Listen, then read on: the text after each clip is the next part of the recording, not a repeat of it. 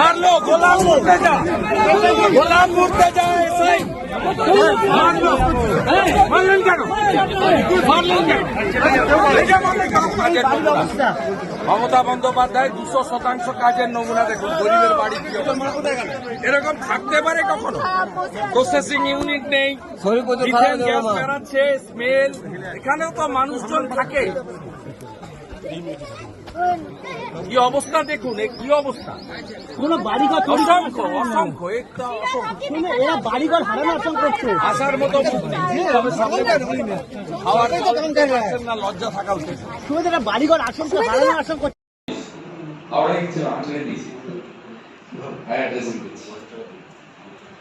রক্ত বের করে দিচ্ছে। গোলাম মুর্তজা এসআই না,